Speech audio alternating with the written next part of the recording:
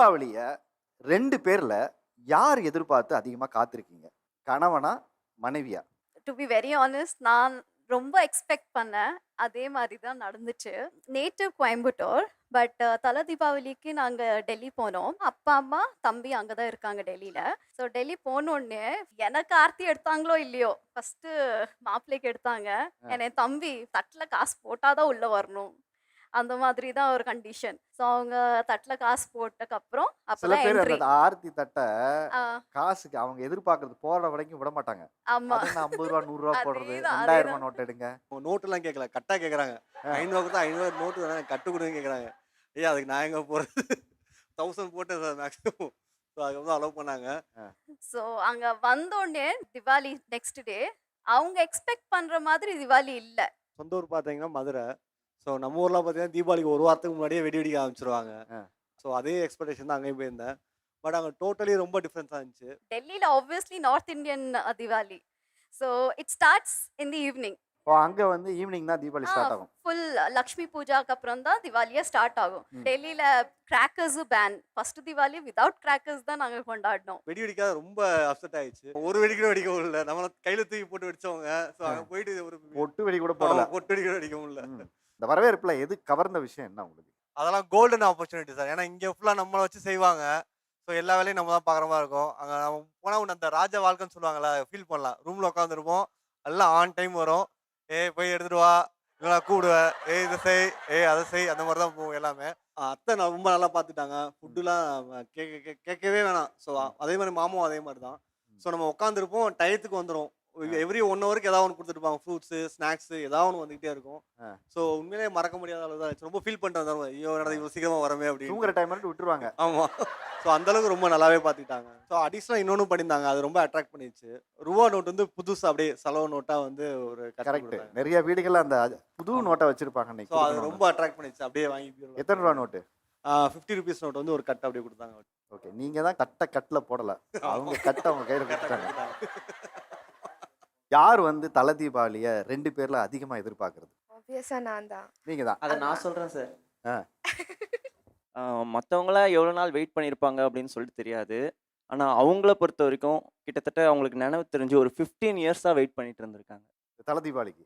தல தீபாவளி இல்ல, தீபாவளிக்கே. தீபாவளிக்கே. ஏன்னா நாங்க வந்து பார்த்தீங்கன்னா கிறிஸ்டியன். அவங்க வீட்டு சைடும் கிறிஸ்டியனு. ஒரு குழந்தை ஒரு அப்பா கிட்ட போய் கேட்டா எப்படி கேட்கும்? "டாடா" அவங்க என்ன டாடான்னு தான் கூப்பிடுவாங்க.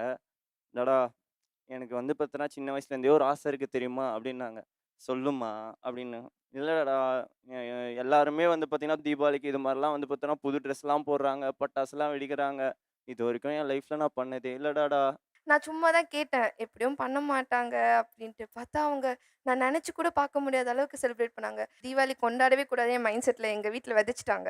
நம்ம அதெல்லாம் இல்ல, அதெல்லாம் இல்லன்ட்டு. ஆனா ரொம்ப ஆசை கொண்டாடணும். எனக்கு அந்த பிந்திலாம் வச்சுக்கணும். அந்த ரெட் கலர் பிந்தி வைக்கணும். சாரி கட்டணும். நைட்டு வந்து அப்படியே அந்த வான வேடிக்கைலாம் இருக்கும்ல, அந்த கலர் ஃப்ளோக்ஸ்லாம் வந்துட்டு அதில இருக்கணுன்ட்டு. அப்பப்போ சொல்றதெல்லாம் மைண்ட்ல வச்சுட்டு, அது எல்லாம் ஒண்ணு ஒண்ணா பார்க்குறப்போ செம்ம எமோஷனல் ஆயிட்டு, அது நிஜமா சொல்றேன். அந்த 15 இயர்ஸ் கொண்டாடி இருந்தா கூட இப்படி கொண்டாடி இருப்பேனான்னு எனக்கு தெரியல. நீங்க அவர்கிட்ட கேட்டீங்கல்ல, எனக்கு இந்த மாதிரி செலிப்ரேட் பண்ணணும்னு. அத எப்படி கேட்டீங்க? டடடடா! நம்ப மாமாலாம் சொல்லிட்டாங்க. இருந்தாலும் நீங்க ஏதாச்சும் பண்ண முடியுமா? உங்களுக்கே தெரியும்ல நான் 15 இயர்ஸா இதுக்காக தான் வெயிட் பண்ணிட்டு இருந்தேன். ரொம்பலாம் வேணாம் டாடா. சும்மா ஒரு காலையில ஒரு சரம், நைட் வந்து அந்த சுசுர் கம்பி அதெல்லாம் வச்சுட்டு, காலையில ஒரே ஒரு சாரி மாரி, நைட் வந்து ஒரு மாரி கிராண்டா. அது எல்லாமே வந்து ஒரு 5000 கூட ஆகாது. நீங்க எல்லாம் பிளான் பண்ணி பண்ணலாமே. சார் இது ஆக்ஷன் சார். ஆமா நடிக்க தானே சொன்னாங்க. ஏன்னா உங்கள மாரி அவர் நல்லா பண்றாரு. நிஜமா. நான் கூட அப்படிலாம் பண்ண மாட்டேன். ஆனா என்ன மாரி சூப்பரா பண்ணுவாரு. நீங்க பண்ணாத எப்படி சூப்பரா பண்ண முடியாது? ஐயோ! நம்ம வந்து இப்போ உங்ககிட்ட ஒரு மாரி ஷையா இருக்குல்ல. ரீடேக் இப்போ உங்களுக்கு போறோம். அந்த ஃபீல நீங்க பண்ணுங்க இப்ப. வேணாம் அப்படிலாம் கோத்து விடாதீங்க. எதுக்கு? உங்க குடும்பத்துல இது பண்ண வேணாம். ஏன்னா நம்ம ரிலிஜியன்ல இது இல்லன்னு சொல்லும்போது எப்படி கன்வின்ஸ் பண்ணீங்க? இத்தன வருஷம் வந்து பார்த்தீங்கன்னா, நான் எப்படி உங்கள நம்பி நீங்க எனக்கு எப்படி ஒவ்வொன்னும் தேவையான விஷயத்தெல்லாம் பார்த்து நான் கேட்கும்போது, நான் ஆசைப்பட்டதெல்லாம் பண்ணிட்டு இருந்தீங்களோ, இப்போ என்ன நம்பி அவ வந்திருக்கா. அவளுக்கு உண்டான விஷயத்தையெல்லாம் நான் தான் பண்ணியாகணும். திரும்பி அவள போய் வேற யார்கிட்டயும் அவளால கேட்க முடியாது. ஸோ, அதனால வந்து பார்த்தோன்னா, இத மட்டும் விட்டுருங்க. உங்களுக்கு என்ன நாங்க இங்க செலிப்ரேட் பண்ணல. நாங்க நம்ம வீடு தனியா இருக்குல்ல. உங்களுக்கும் இதுக்கும் எந்த பிரச்சனையும் வராது. நான் அவள தனியா கூட்டு போயிட்டு, தனியா வச்சு பார்த்து, நான் அவளோட சந்தோஷத்துக்காக நான் எல்லாத்தையும் பண்ணிக்கிறேன் அப்படின்னு சொல்லி அவங்க கிட்ட சொல்லி விட்டாச்சு. எனக்கு ஒண்ணே ஒண்ணு தான். அவங்க வந்து அவ்ளோ ஸ்ட்ரிக்ட்டான ஃபேமிலி. அப்பா ரொம்ப ஸ்ட்ரிக்ட். ஆனா அவங்க அப்பா கிட்ட அவங்க அவ்ளோ கன்வின்சிங்கா பேசுவாங்க. எனக்கு இது அவர் நோ சொல்லிட்டாரு. ஆக்சுவலி லிட்டரலா நோ பண்ணக்கூடாது. அவ்வளோதான். நீ பண்ணா அவ்வளோதான் அப்படின்ட்டாரு. ஆனா அத மீறியுமே அவர் வந்து ரொம்ப எஃபர்ட் எடுத்து அது பண்ணது. எனக்கு என்னன்னா, ச்சே! இப்படி ஒரு புருஷன் கிடைச்சதுக்கு நம்ப பரவால்ல 15 வருஷம் நான் எவ்வளோ வருஷம் வேணா வெயிட் பண்ணலாம் அப்படின்ட்டு இருந்துச்சு. தமிழ் மண்ணுக்குன்னு ஒரு அழகு என்ன தெரியுங்களா இருக்கு? நாம வேறு மதத்தை சேர்ந்தவர்களா இருக்கலாம். ஆனால் நாம் கொண்டாடுகிற விழாக்கள்ல நமக்குள்ள ஒரு ஒற்றுமை இருக்கு. தமிழ் மண்ணுல உங்களை போன்ற தலைமுறைகள் இருக்கும் வரை மதமாக நம்ம பிளவுபடுத்த முடியாது அப்படிங்கிறது ரொம்ப அழகா வெளிப்படையா இருக்கு. தீபாவளிய யாரு ரொம்ப எதிர்பார்த்து காத்திருந்தீங்க? பிஃபோர் மேரேஜ் வந்து கசின்ஸோட நாங்கள் செலிப்ரேட் பண்ணுவோம். லைக் சித்தப்பா சித்தி எல்லாருமே ஒரே மாதிரி ட்ரெஸ்ஸு, ஒரு கோட் இருக்கும். இப்போ இந்த வருஷம் தீபாவளிக்கு ப்ளூ போடலாம் அப்படின்னா ப்ளூ கலர் எல்லாருமே ப்ளூ ட்ரெஸ் போடுவோம். ஸோ அப்படி வந்து நாங்கள் இயர் கொண்டாடிட்டு இப்போது இந்த வருஷம் வந்து எனக்கு தலை தீபாவளி அப்படிங்கும்போது எனக்கு பயங்கர எக்ஸ்பெக்டேஷன்ஸ் இருந்துச்சு. ஓகே, அவர்கிட்ட வந்து இந்த மாதிரி ட்ரெஸ் கோட்லாம் சொல்லிடலாம். ஸோ அந்த மாதிரி எக்ஸ்பெக்டேஷன்ஸ் இருந்துச்சு.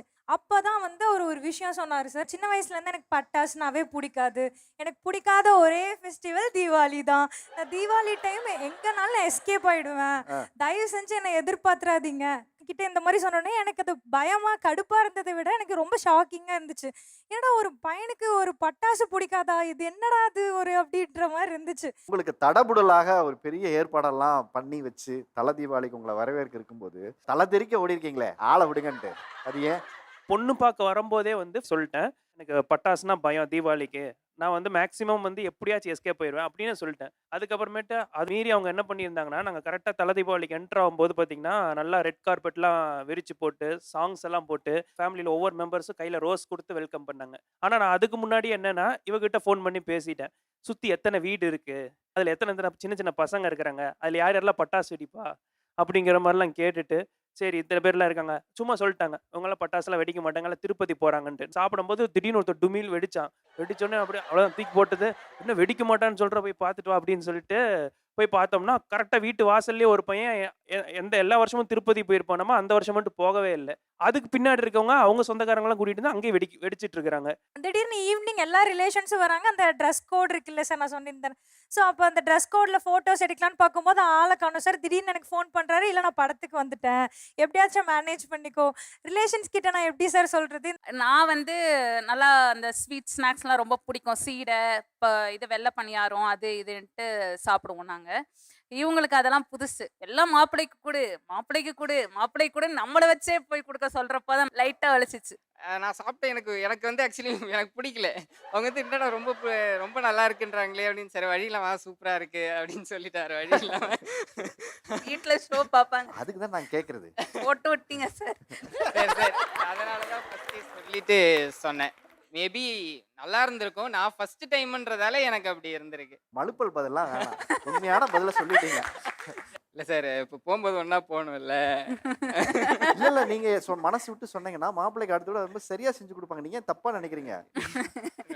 நீங்க என்னென்ன சீர்வரிசைகள் மாப்பிள்ளைக்கு கொடுத்தீங்க தலை தீபாவளிக்கு? எனக்கு அன்னைக்கு வந்து வைரத்தோடு வந்துச்சு. ஆ, அது வந்து எங்க பாரம்பரியமா வந்தது. அது அவங்களுக்கு வந்து பிரேஸ்லெட் போட்டாங்க சார். பாரம்பரியமா யாரோட தோடுது? எங்க ஐயா அந்த சைட்ல இருந்து வந்த தோடு. அது சின்னதா தான் சார் சின்னதா, இருக்கும் okay. அது. எல்லாரும் வந்து மாமியார் வீட்டில் என்ன செய்வாங்க, எப்படி செய்வாங்க அப்படி எதிர்பார்ப்பாங்க. பட் அவர் எதிர்பார்த்ததே என் தங்கச்சியை தான். ஏன்னா அவள் வந்து திருச்சியில் படிக்கிறா. தீபாவளி அன்னைக்கு மட்டும்தான் அவள் இங்கே வருவா, லீவில் வருவா. எக்கத்தை பாரு மாப்பிள்ளைக்கு. அது மட்டும் இல்லாமல் பட்டாசுலாம் கொஞ்சமாக வாங்கலாம். கொஞ்சமாக வாங்கிட்டு நாங்கள் அங்கே போயிட்டா என் தங்கச்சியை பார்த்தோன்னே இவருக்கு ஓவர் எக்ஸைட்மெண்ட். ஐயோ எங்கம்மா இப்போதான் வந்தியா, நீ எப்போ வந்த அப்படி இப்படின்னு கேட்டு அவள் கூடயே இருந்துட்டு, ஐயோ என்ன இவ்வளோ தான் வாங்கிட்டு வந்திருக்கீங்க, இதுக்கு மேலே கிடையாதா அப்படின்னு சொன்னனால அவளையும் கூப்பிட்டுட்டு என்னையும் கூப்பிட்டுட்டு திரும்பி போயிட்டு கடையாண்ட 50,000 ருபீஸ் வாங்கிட்டு வந்தாங்க பட்டாசு. அவள் கேட்டது மட்டும்தான் அதில் இருந்துச்சு, நான் கேட்டது ஒன்று கூட அதில் இல்லை. நிறைய பேருக்கு ஸ்டொமக் பர்ன் ஆகுதுன்னு நினைக்கிறேன். ஏன்னா கல்யாணம் பண்ணிட்டு தங்கச்சி இல்லாத வீட்டில் பொண்ணு எடுக்கிறது எவ்வளோ பெரிய மன வலின்னு சிரிக்கிறவங்க முகத்திலே தெரியுது. இவர் அவரெல்லாம் ரொம்ப பாவமாக இருக்காங்களா? அவளுக்கு ஹஸ்பண்ட் வரணும்னா என்னைய பார்த்து என்னைய மாதிரி அப்படியே எக்ஸாக்டா வேணும்னு சொல்லிட்டு ஆசைப்பட்டுட்டு இருக்கிறா. பட்டாசுக்கு பயப்படுற மாப்பிள்ள, பட்டாசுக்கு பயப்படுற மாப்பிள்ள, எக்ஸாக்ட்டா அப்படியே சொன்னா அது வேற டிபார்ட்மெண்ட். ஓகே. இவ ஏதோ ஒரு ட்ரெஸ் சூஸ் பண்ணியிருப்பா, அவ தங்கச்சி வேற சூஸ் பண்ணியிருப்பா. இவ சூஸ் பண்ணது பிடிச்சிருக்கு அப்படின்ட்டானா அதை தூக்கி போட்டு இதுக்கு வந்துருவா. அவ அந்த மாதிரி இருக்கும்போது ஹஸ்பண்டுக்கு அந்த மாதிரி. அது என்னன்னா என்ன மாதிரியே வேணும் அப்படிங்கிற மாதிரி. உங்கள மாதிரியே ஆமா, வேணும். அப்படியே வேணும் அப்படிங்கிற மாதிரி ஒரு இது. ஆக்சுவலா பார்த்தா தங்கச்சி இல்ல.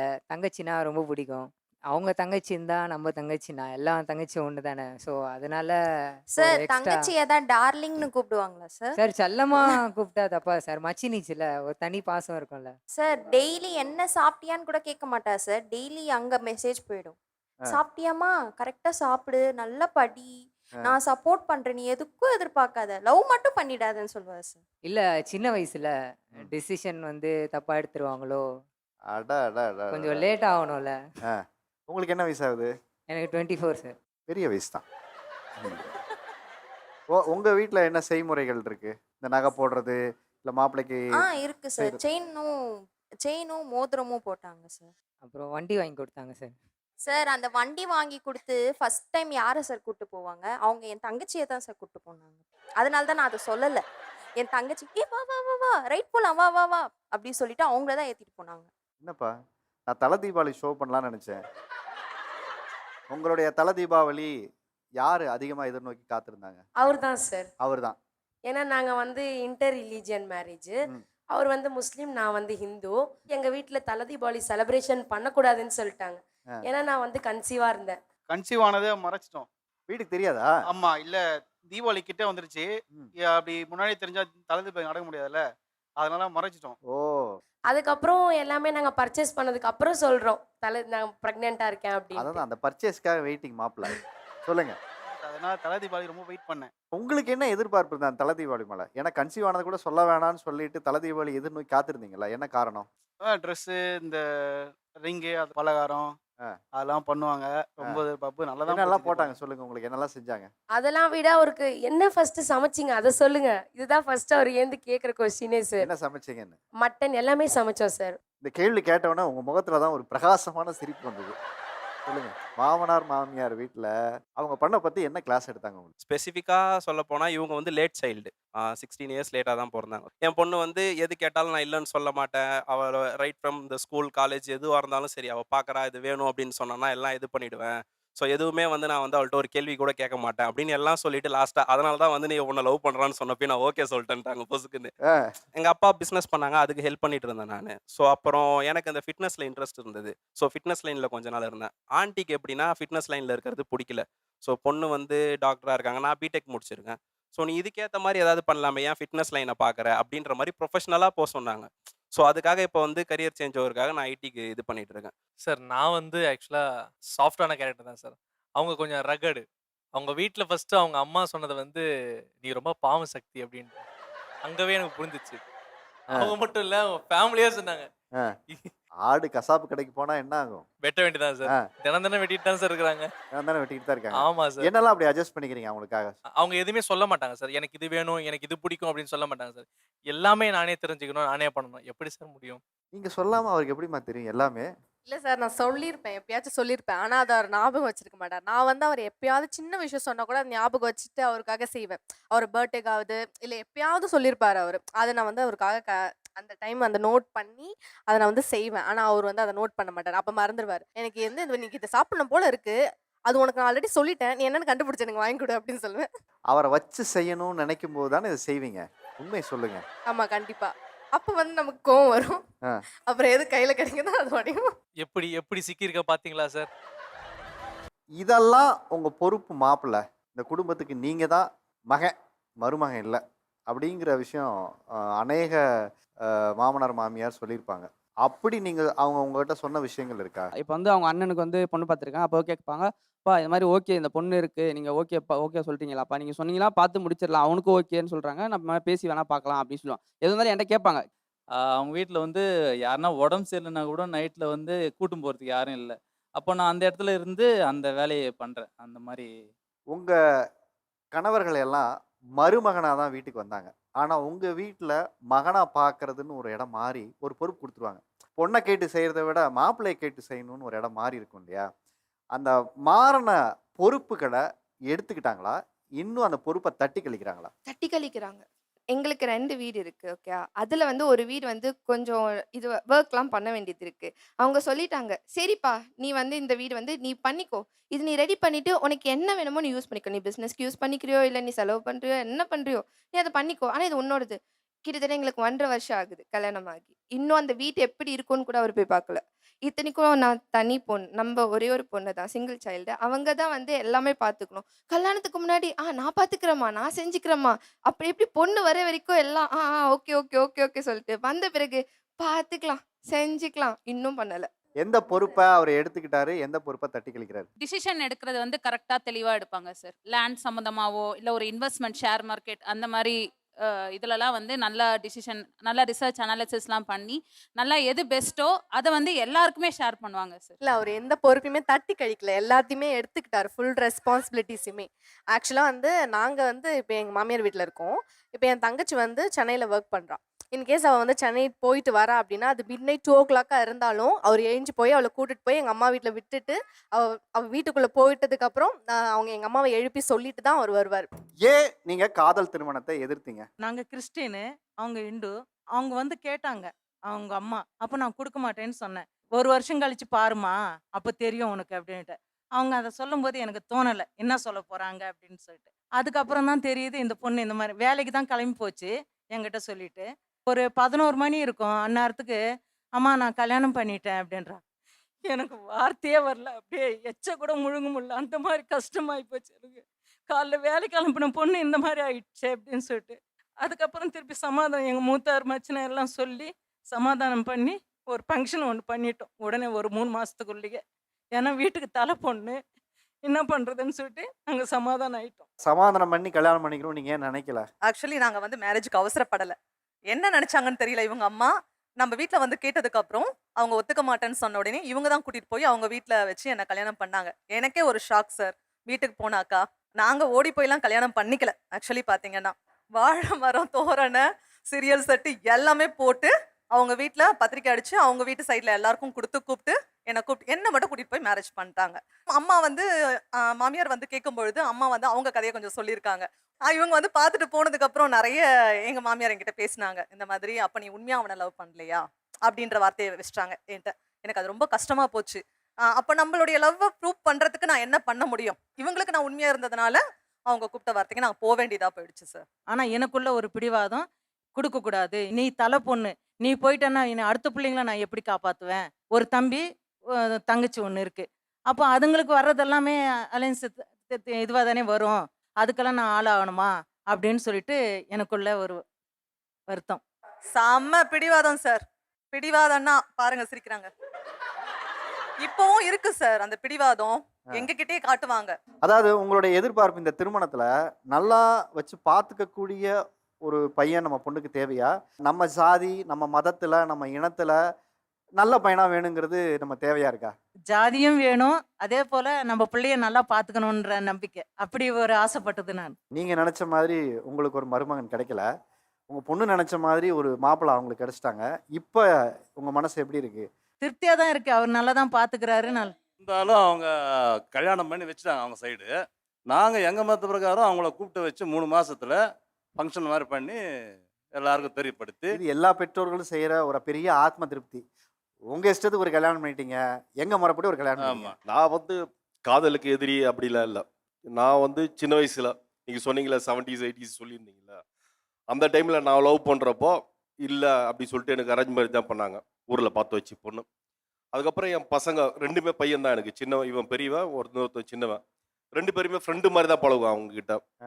காலேஜ் படிக்க போகிறப்படே நடா யாருன்னா பார்க்குறீங்களாடா, நடா எதிரா, இது மாதிரி தான் பேசுவேன், ஜாலியாக பேசுவேன். அவனுக்கு ஒரு ஏஜ் வரப்போ அவங்ககிட்ட நான் கேட்குறேன், என்னடா பொண்ணு பார்க்குறான், வீட்டில் சொந்தக்காரங்களாம் சொல்கிறாங்க பொண்ணு பார்க்கலாம்டான்னு கேட்டேன். இல்லைப்பா நான் பார்த்துட்டேன்பா பொண்ணு அப்படின்னா. சரிடா பொண்ணு யாரா, கூட ஒர்க் பண்ணுற பொண்ணு. சரிடா ஓகேடா சொல்லிட்டு பொண்ணு வீட்டில் தான் கொஞ்சம் ப்ராப்ளம் பண்ணாங்க. பொண்ணு கொடுக்க மாட்டேன்ட்டாங்க அவங்க முதல்ல. எங்கள் வீட்டில் 1 இயராக நோ தான் சொல்லியிருக்காங்க சார். ரொம்ப ஃபைட் பண்ணிட்டு தான் இருந்தேன் வீட்டில். அப்பா ஒரு நாள் வெளியே கூப்பிட்டேன். அப்பா கொஞ்சம் ஹோட்டல் போகலாம், கொஞ்சம் ஜூஸ் ஏதாச்சும் கொடுக்கலாம் வந்துட்டு சொல்லிட்டு வெளியே கூட்டிகிட்டு போனேன். வெளியே கூட்டிகிட்டு போயிட்டு ஃபேமிலி ஃபோட்டோ காட்டினேன். இந்த மாதிரிப்பா கூட ஒர்க் பண்ணுறாங்க, பிடிச்சிருக்கு, நல்ல ஃபேமிலி தான், கொஞ்சம் நீங்கள் பேசுங்க சொன்னேன். அப்பா பார்த்த உடனே ஷாக் ஆகிருக்காரு. இதெல்லாம் செட் ஆகாது. நம்மளது இந்த இது இது நம்ம நேட்டிவும் இல்ல, எதுவுமே இல்ல. சரியா? நம்ம ஒரு 1 இயர் இருப்பியா, 2 இயர்ஸ் இருப்பியா ஒர்க் பண்ணிட்டு திருப்பி அங்க தானே வரணும்.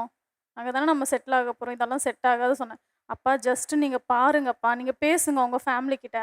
பேசிட்டு உங்களுக்கு புடிச்சிருந்தா தான் எனக்கு இது பண்ணுங்க. கல்யாணம் பண்ணுங்க. உங்களுக்கு ஏதாச்சும் அவங்க கிட்டேருந்து ஒரு மைனஸ் மார்க் கிடைச்சிருக்கா சொல்லுங்க. அத காட்டுங்க. நான் இப்பவே அந்த பையனும் வேண்டாம், எதுவுமே வேண்டாம்னு சொல்லிட்டு நான் விட்டுட்டேன். காதல் மலர்ந்த தருணத்தை சொல்லுங்க. ஒர்க் பிளேஸில் தான் பார்த்தோம் 2 பேரும். ஒரே கம்பெனியில் தான் ஒர்க் பண்ணிட்டு இருக்கோம். இவங்க வாயை திறந்தா மூடவே மாட்டாங்க. அவங்க ஒரு 10 லைன் பேசுனாங்கன்னா நான் ஒரு 2 வார்த்தை தான் பேசுவேன். அவங்க தெலுங்கு, நான் தமிழ். அவங்க என்ன பண்ணுவாங்கன்னா தெலுங்குல லெட்டர் எழுதி டெய்லி என்கிட்ட கொடுத்துட்டு போயிடுவாங்க. எனக்கு தெலுங்கு படிக்க தெரியாது. நான் ஃபஸ்ட்டு கொஞ்சம் அப்போஸ் பண்ணிட்டு இருந்தேன். எனக்கு லவ்லாம் வேணாம், இன்ட்ரெஸ்ட் இல்லை, ஆல்ரெடி ஒரு ஆள் இருக்குன்னு சொல்லி இவங்களை ஏமாத்திட்டு கொஞ்ச நாள் அலைய விட்டுட்டே இருந்தேன். ஒரு ஸ்டேஜ் வரப்போ இவங்க ரொம்ப கேரிங்காக பார்த்துப்பாங்க என்ன. ஒர்க் பிளேஸில் எதுவாக இருந்தாலும் எனக்குன்ட்டு வந்து நிற்பாங்க. அப்படியே ஒரு போகிற போக்கில் லவ் ஆயிடுச்சு உங்க மேலே. அவன் லவ் எப்படி ப்ரப்போஸ் பண்ணான்னு சொல்லுப்பா. சார் கடை இருக்கு சார். கடையில் இருக்கிற டெடி பியர் சாக்லேட்ஸு டெய்லி ஒவ்வொரு சாக்லேட்டாக எடுத்துன்னு வந்து டிஃப்ரெண்ட்டாக எடுத்துகிட்டு வருவார். சாக்லேட் கொடுத்து கரெக்ட் பண்ணார் சார். ஆனா அவர் என்ன சொன்னார் பாத்தீங்களா? நீங்க தான் லவ் ப்ரப்போஸ் பண்ணீங்களா? அவருக்கும் விருப்பம் இருக்கும். ஆனால் சொல்ல மாட்டாங்க. சாக்லேட்ஸ் அது இது கொடுப்பாங்க. ஆனால் நீ என் ஃப்ரெண்டு தான் சொல்லுவாங்க. தம்பி நீ ரொம்ப தெளிவான ஆளா இருக்க. ப்ரப்போஸ் நீ பண்ணிட்டு அவங்க தான் ப்ரப்போஸ் பண்ணாங்கன்னு சொல்லி. பண்ணுற மாதிரி ஒரு சுச்சுவேஷன் உருவாக்கணும்ல சார். இல்ல நீங்க தமிழ், அவங்க தெலுங்கு இல்லையா? தெலுங்குல ப்ரப்போஸ் பண்ணணும்னு உங்களுக்கு ஏதாவது ஆசை இருக்குதா? அவர் இது சொல்லணும்னு ఇరుకు சொல்லுங்க. దేవి నువ్వంటే నాకు చాలా చాలా ఇష్టం. నేను చాలా బాగా చూసుకుంటాను. నన్ను నమ్మి నువ్వు వస్తావా? மேரேஜே பண்ணிட்டோம்ல சார். இதுக்கப்புறம் என்ன சார் பெல்லி? பார்த்தீங்களா?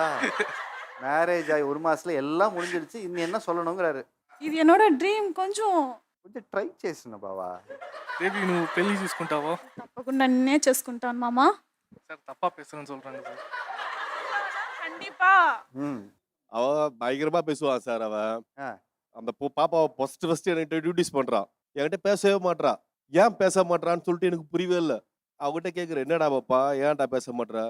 நீங்க பயங்கரமா பெரிய ரவுடியாம அப்படி சொல்லி வச்சிருக்கா.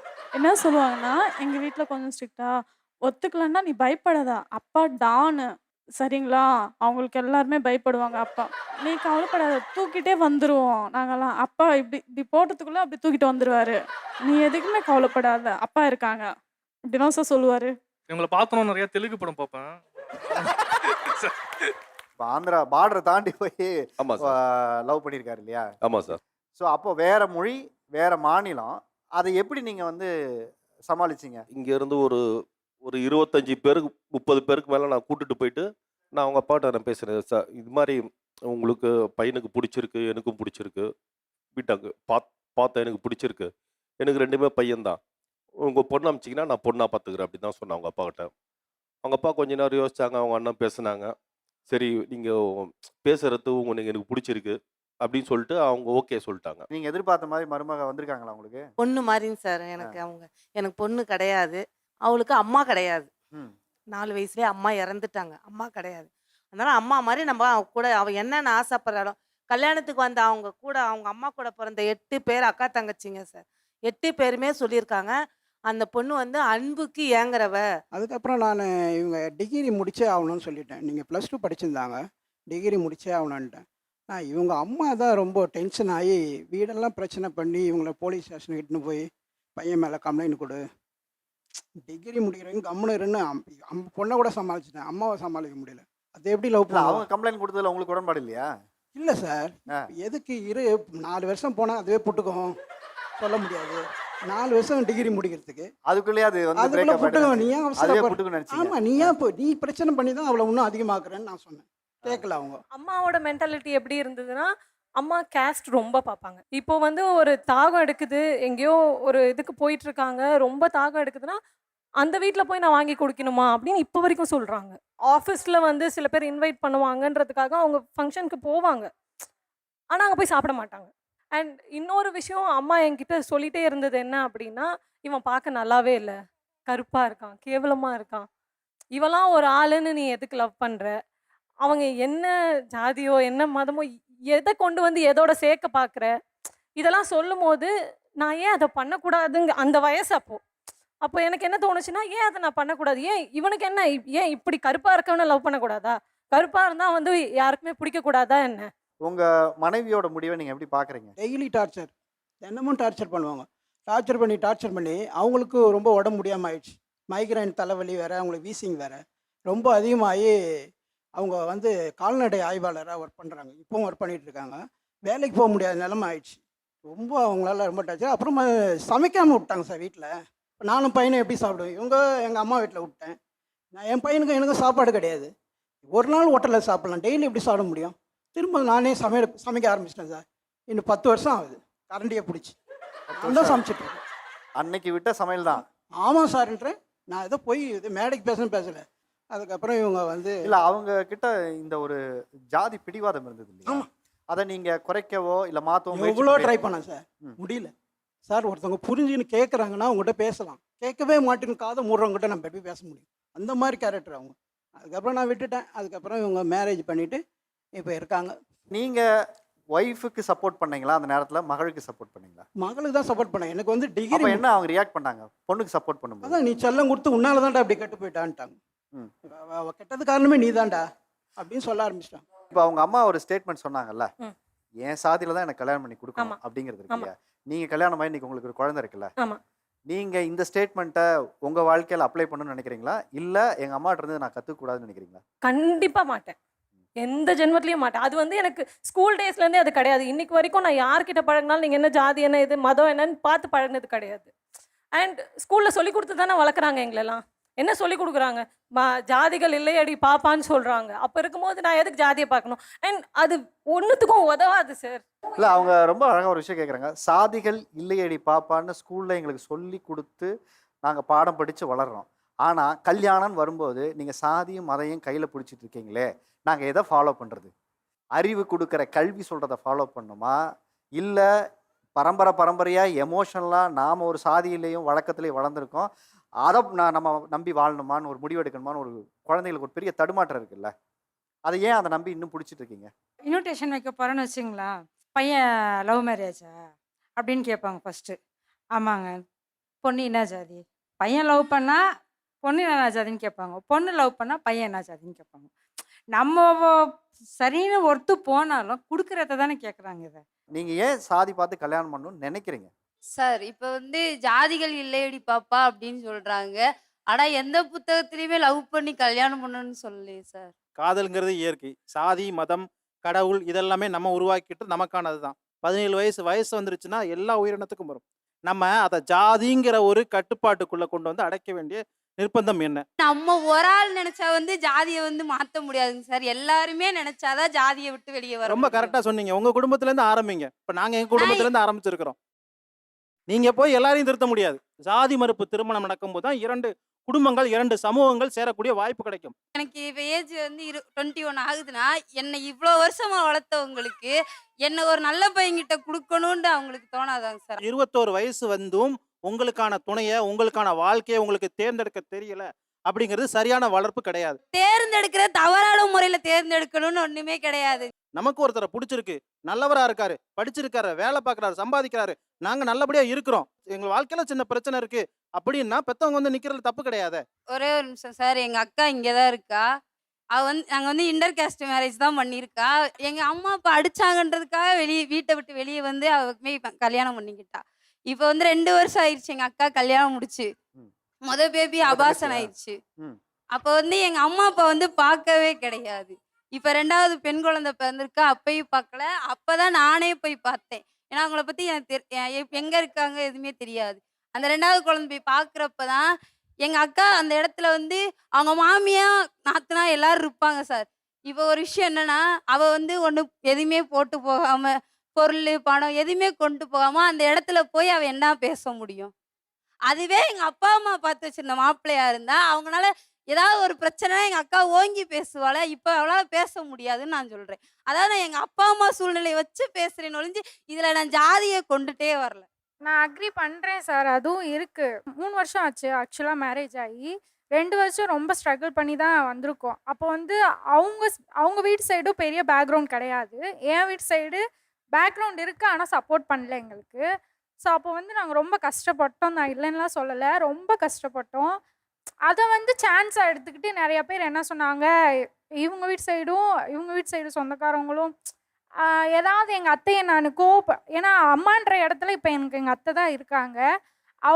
அவங்கள நான் கோவப்பட்டேன்னா கூட பக்கத்தில் இருக்கவங்க என்ன சொல்லுவாங்க, அவளாம் என்ன போட்டு வந்தா, அவளாம் பேசுகிற அளவுக்கு நீ வச்சுக்கிட்ட அப்படின்ற மாதிரி. அவங்க பேசலான்னாலும் இன்னொருத்தவங்க சொல்கிறாங்க. அந்த சுச்சுவேஷன் இங்கே இருக்குது. அதே மாதிரி எனக்கு என்ன ஃபீல் ஆகும்னா, நம்ம வீடு சைடு இருக்கும் பணம் இருந்தும் நம்ம ஹஸ்பண்டால் எதுவும் நம்மளால பண்ண முடியல. ஏன்னா அவங்க என்னை வேலைக்கு விடலை. 3 வருஷம் ஆச்சு நான் வேலைக்கு போகலை, என்னை சப்போர்ட் பண்ண. ஏன்னா அவங்க வேலைக்கு இந்த மாதிரி மேரேஜ் பண்ணி நீ போனேன்னா உன்னை வேலைக்கு விடுவாங்க, சம்பாதிக்கணும், நீ வேலைக்கு போகணும், உனக்கு இதெல்லாம் தேவையா அப்படின்னு சொல்லி கன்வின்ஸ் பண்ணி கூட்டு போகிறதுக்கு எவ்வளோ ட்ரை பண்ணாங்க. நான் போகலை. ஆனால் அப்போ வந்து அந்த சுச்சுவேஷன் இவங்க காதில் கேட்டனால என்னை வேலைக்கு விடலை. ஆனால் இவங்க கஷ்டப்படுற ஒரு சூழ்நிலையில் என்னால் என் வீட்டு சைடு அவ்வளோ பேக்ரவுண்ட் இருந்து ஏன் என்னால் ஹெல்ப் பண்ண முடியல அப்படின்றத வந்து நான் அவளுக்கு சுச்சுவேஷனை எடுத்து சொன்னேன். நான் அந்த பாயிண்ட் அக்ரி பண்ண மாட்டேன். சரி, இப்போ வந்து இவங்க சொல்கிறாங்க எனக்கு சொத்து இருந்துச்சு, நான் கல்யாணம் பண்ணி கொடுத்துருந்தா நல்லா இருந்திருப்பாங்கங்கிறான். சொத்தே இல்லாதவன், காசு பணமே இல்லாதவன், அவன்லாம் அவன் பொண்ணுக்கு வந்து 1 சவரன் நகை கூட போடாமல் தான் கல்யாணம் பண்ணி கொடுக்குறான். அங்கே என்ன அவங்களுக்கு வாய்ஸ் இல்லாமே ஆயிடுச்சு. இப்போ நான் கல்யாணம் பண்ணிட்டு போனேன், எந்த காசும் எங்கள் அம்மா கிட்டேருந்து நான் வாங்கலை. இப்போவும் எங்கள் அம்மா எனக்கு நகை கொடுக்குறேன்னு சொல்கிறாங்க. ஆனால் நான் வாங்கினதில்லை, என் ஹஸ்பண்டும் கேட்டது கிடையாது. ஸோ அது வந்து தனிப்பட்ட மனிதருடைய இதில் இருக்குது. அவங்க கணவர் எப்படிப்பட்டவர், அவர் குடும்பம் எப்படிப்பட்டவங்கன்றதை பொறுத்து தான் இருக்கே தவிர, நான் நகை போட்டு கல்யாணம் பண்ணி கொடுக்கல அதனால அவங்க நல்லா பார்த்துக்க மாட்டாங்கங்கிறது கிடையாது. அண்ட் மோரோவர் இப்போ ஒருவேளை எனக்கு அந்த சுச்சுவேஷன் இருந்து என் மாமியார் என்கிட்ட வந்து இந்த மாதிரி நீ நகை போட்டு வரலன்னு உன்னை மதிக்காதீங்க, நீங்கள் மதிச்சு எனக்கு என்ன ஆக போகுது? நான் இன்னைக்கு வந்து என் சொந்த காலில் நிற்கிறேன். என்னால் சம்பாதிச்சு இப்போ நான் சம்பாதிச்சு வாங்கியிருக்கேன் சார். எனக்கு தேவையான நகையை நானே வாங்கியிருக்கேன். நீங்கள் உங்கள் சொந்த காலில் நின்று சம்பாதிக்கிறீங்க, ஆனால் எங்கள் அக்கா சம்பாதிக்கல. அதைத்தான் நான் சொல்கிறேன். அவள் வந்து முழுசாக படிச்சே முடிக்கல, அதுக்குள்ளே எதுக்கு அவசரப்பட்டு காதல் திருமணம் பண்ணணும் அப்படின்னு சொல்கிறேன்.